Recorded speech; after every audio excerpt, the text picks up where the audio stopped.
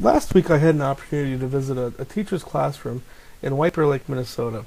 Mr. Pai is a third grade teacher who has been experimenting with digital games and student choice in his classroom with some amazing results. He's seen double-digit increases on student percentiles on norm reference exams like the NWEA over the last 2 years. There's three primary factors I believe that are at play here that we can use to attribute to Mr. Pai's success. First of all, I believe most important is student choice. Students are given the ability to self-select what they want to do in the classroom, what they feel is going to benefit them, and what they're interested in. And we know that by doing so, by letting students self-select their own projects, you're going to naturally increase engagement, because a student's not going to choose to do something that they're not going to be engaged with. Second, you end up having more investment from the student in what they're doing. And third, no matter what our tests tell us, oftentimes the best person the best way of knowing what a student needs to work on or needs to know is that student. Most people within a zone of proximal development will know for themselves what they need to work on to improve. So student choice is huge. Second is most of the options Mr. Pai has laid out for students are digital games, and with digital games, there's a number of different strong research-based reasons why this works. First of all, the computer is an independent voice or an independent evaluator. You can't really argue with it, and it won't really hurt your feelings if it tells you you're wrong.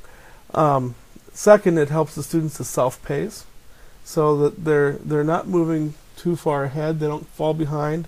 They can continue to rework things till mastery, so that they don't pass over a concept and not get it.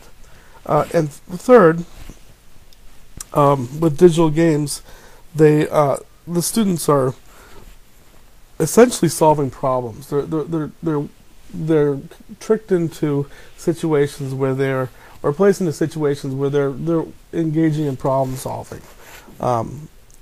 Even the times that they are using games for what we call drill and kill or drill and skill, they're still to some extent problem solving. And the fact that the students are self-selecting at times to do those sorts of activities improves their chances of benefiting student achievement in the classroom. And the third factor, I believe, that has contributed greatly to the success of Mr. Pai's classroom is a concept that Sugata Mitra calls the granny effect. So I found that they had a friend, a local accountant, a young girl, and they played football with her. I asked that girl, would you teach them enough biotechnology to pass? And she said, how would I do that? I don't know the subject. I said, no, use the method of the grandmother. She said, what's that? I said, well, what you've got to do is stand behind them and admire them all the time. Just say to them, that's cool, that's fantastic, what is that? Can you do that again? Can you show me some more? She did that for 2 months. The scores went up to 50, which is what the posh schools of New Delhi with a trained biotechnology teacher were getting. And one of the things I noticed when I visited this classroom was one student said, we always have visitors. And come to find out that so far this year, they've had over 50 visitors to their classroom. And that day I was there, I was not the only one. And so I believe by having people come in and asking them to go around and ask the students questions, he's increased the students' achievement. So I'll end this video just by showing you just some of the titles that I saw played in Mr. Pai's classroom on that particular day. There are plenty of other resources on his classroom website, and I highly encourage you to go check that out. and I'll provide the link here at the end of this video. Thank you.